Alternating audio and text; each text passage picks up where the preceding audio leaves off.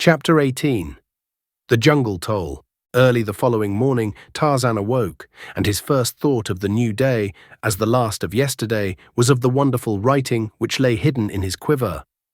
Hurriedly he brought it forth, hoping against hope that he could read what the beautiful white girl had written there the preceding evening.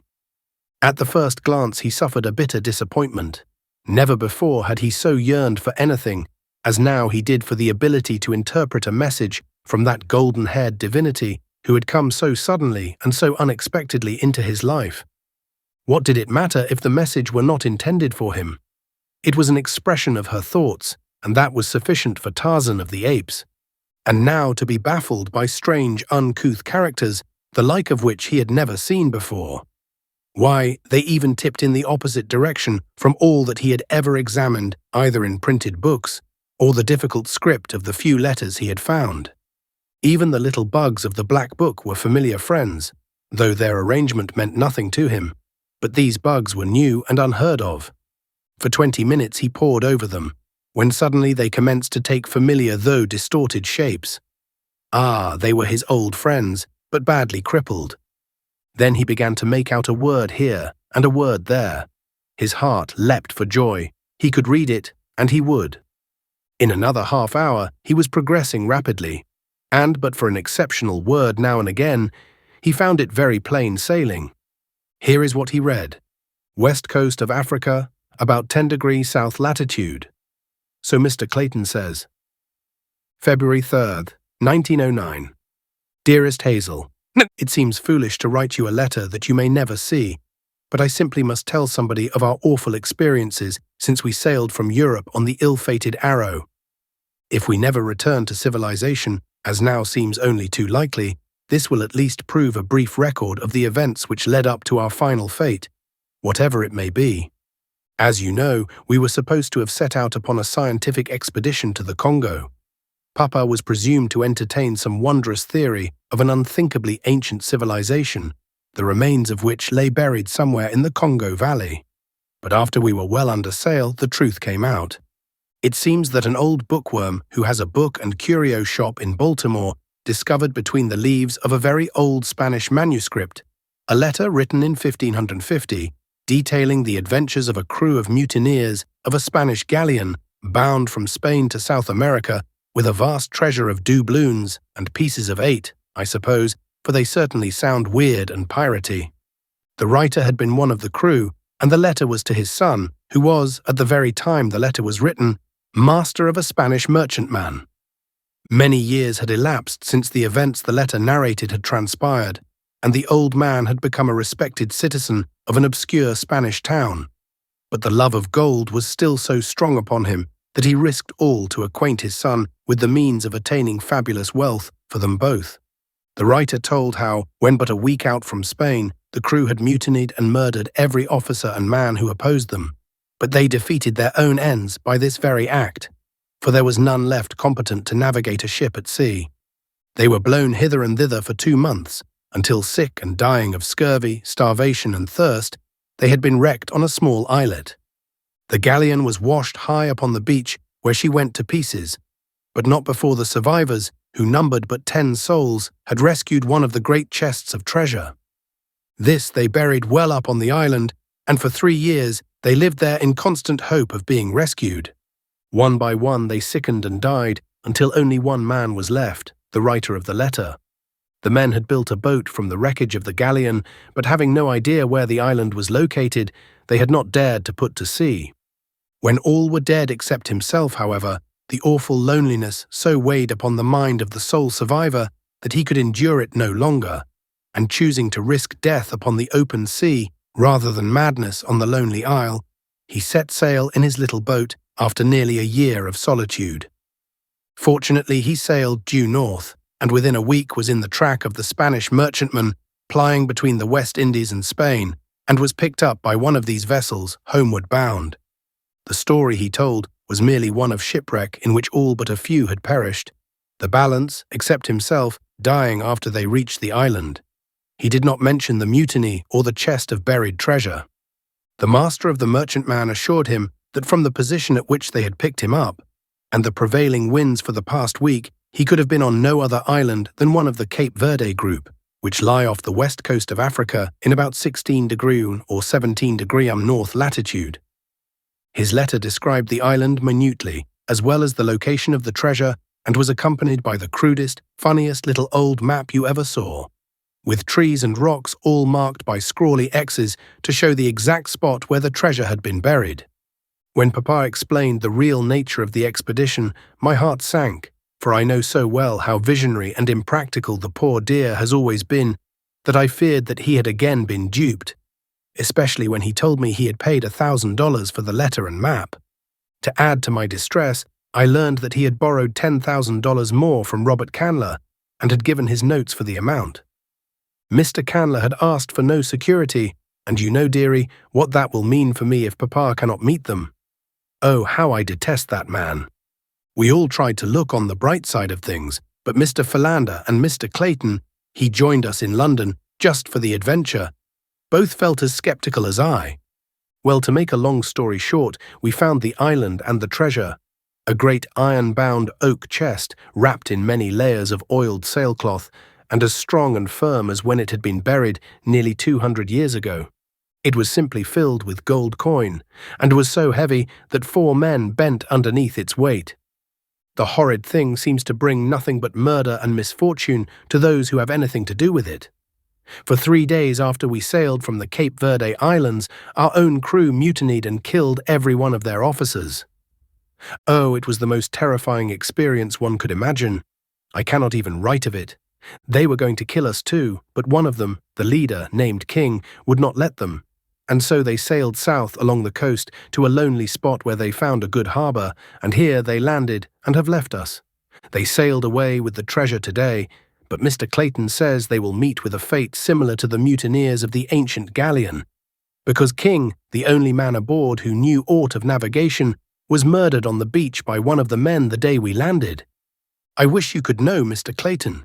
He is the dearest fellow imaginable, and unless I am mistaken, he has fallen very much in love with me.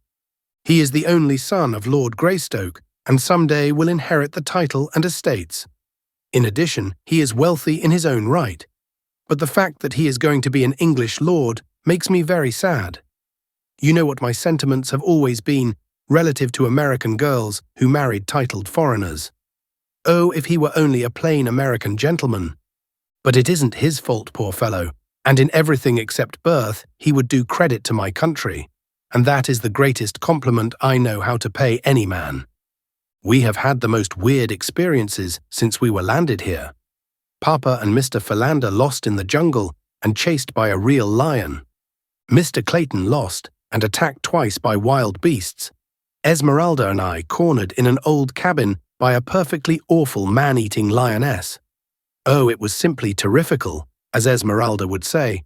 But the strangest part of it all is the wonderful creature who rescued us.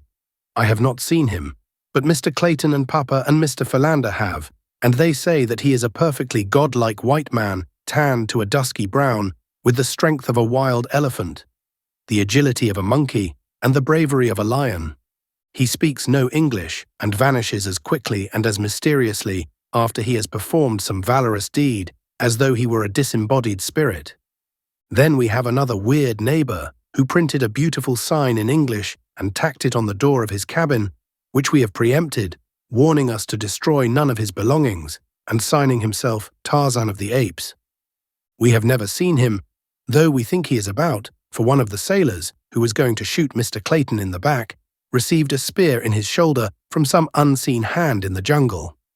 The sailors left us but a meager supply of food, so as we have only a single revolver with but 3 cartridges left in it, we do not know how we can procure meat, though Mr. Philander says that we can exist indefinitely on the wild fruit and nuts, which abound in the jungle.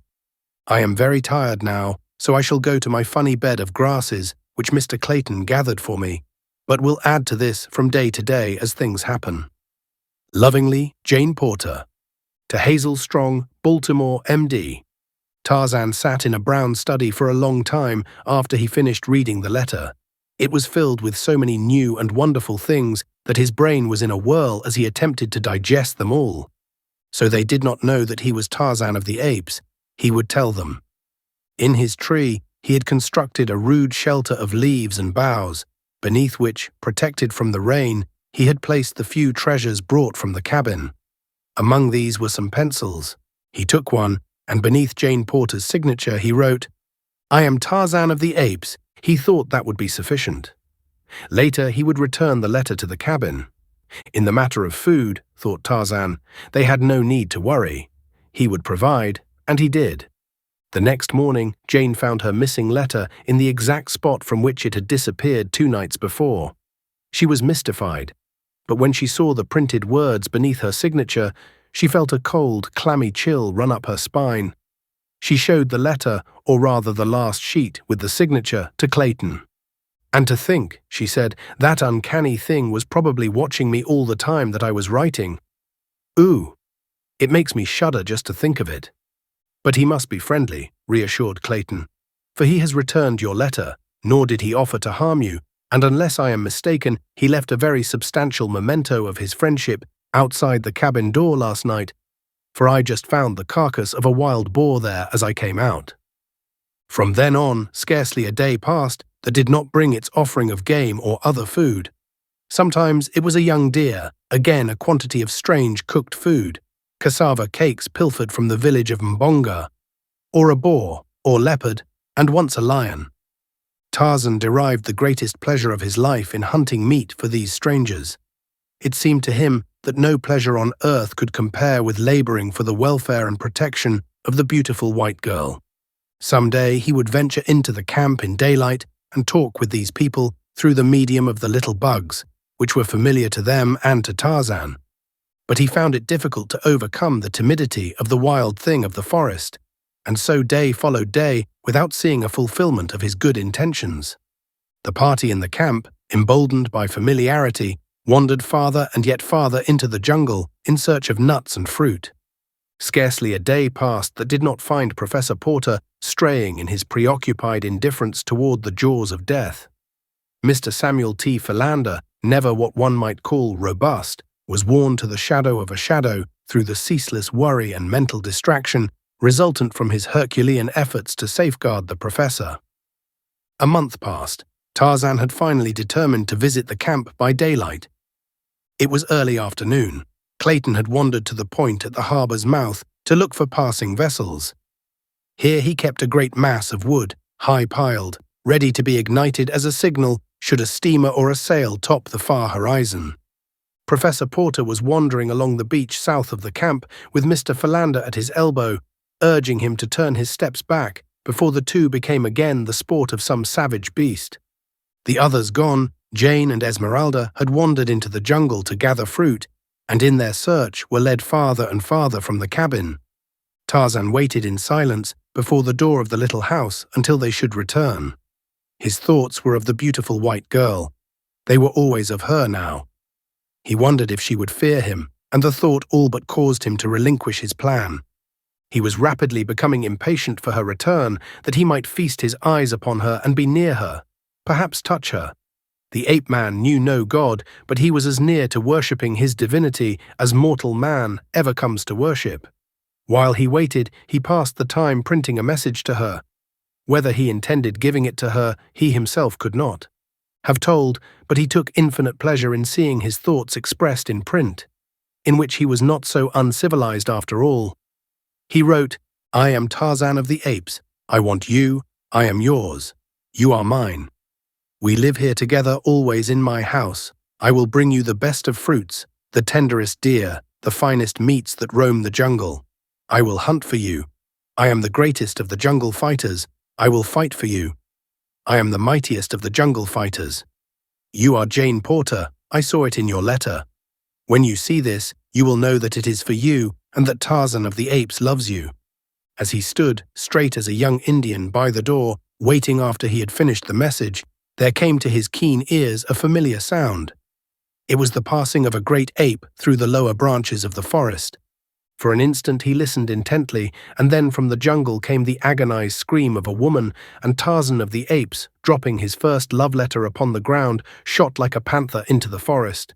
Clayton also heard the scream, and Professor Porter and Mr. Philander, and in a few minutes they came panting to the cabin, calling out to each other a volley of excited questions as they approached. A glance within confirmed their worst fears. Jane and Esmeralda were not there. Instantly, Clayton, followed by the two old men, plunged into the jungle, calling the girl's name aloud.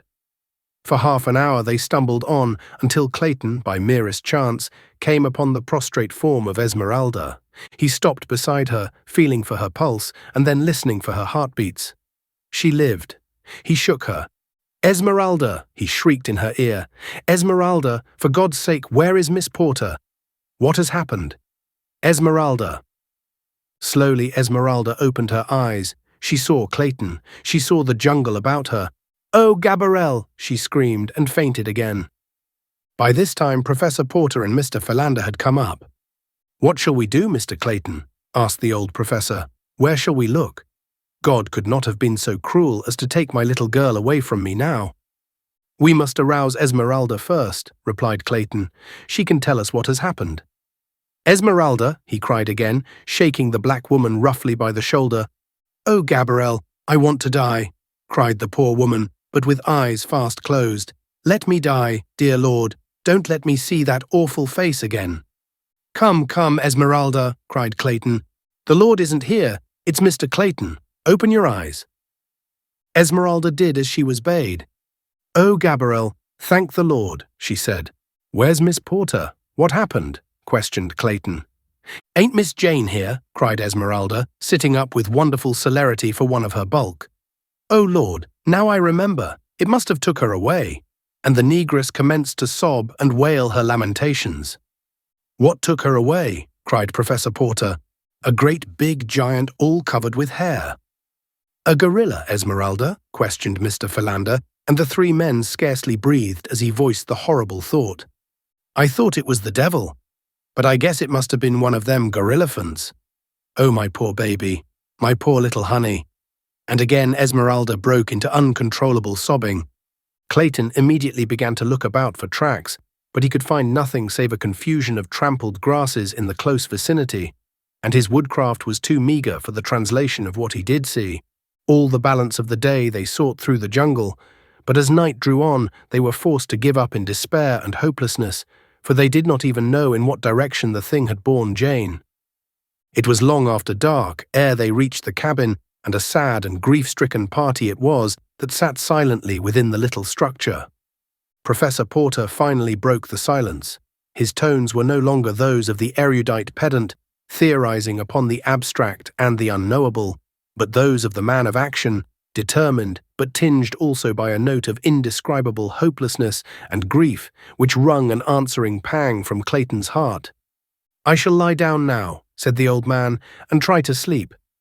Early tomorrow, as soon as it is light, I shall take what food I can carry and continue the search until I have found Jane. I will not return without her." His companions did not reply at once. Each was immersed in his own sorrowful thoughts, and each knew, as did the old professor, what the last words meant. Professor Porter would never return from the jungle. At length, Clayton arose and laid his hand gently upon Professor Porter's bent old shoulder. "I shall go with you, of course," he said. "I knew that you would wish to go, Mr. Clayton, but you must not. Jane is beyond human assistance now. What was once my dear little girl shall not lie alone and friendless in the awful jungle. The same vines and leaves will cover us, the same rains beat upon us, and when the spirit of her mother is abroad, it will find us together in death, as it has always found us in life. No, it is I alone who may go, for she was my daughter, all that was left on earth for me to love." "I shall go with you," said Clayton simply. The old man looked up, regarding the strong, handsome face of William Cecil Clayton intently. Perhaps he read there the love that lay in the heart beneath, the love for his daughter. He had been too preoccupied with his own scholarly thoughts in the past to consider the little occurrences, the chance words which would have indicated to a more practical man that these young people were being drawn more and more closely to one another. Now they came back to him, one by one. "As you wish," he said. "You may count on me also," said Mr. Philander. "No, my dear old friend," said Professor Porter. "We may not all go. It would be cruelly wicked to leave poor Esmeralda here alone, and 3 of us would be no more successful than 1. There be enough dead things in the cruel forest as it is. Come, let us try to sleep a little.